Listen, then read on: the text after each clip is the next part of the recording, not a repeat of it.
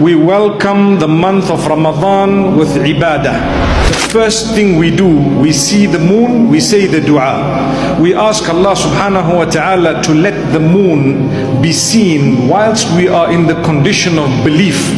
And we ask Allah Almighty to grant us the success of this beautiful month of Ramadan. The fact that we have entered it is an answer to a dua we've been making for months. Allahumma ballighna Ramadan. Allah has granted it to us. So every time we said, oh Allah, grant us the ability to witness the month of Ramadan, well, here He has done it. What was the point of that dua? The point of that dua was we wanted Allah to give us one more opportunity to witness the month of forgiveness. I need the forgiveness of Allah, so I need to forgive others who have wronged me as well to the best of my ability.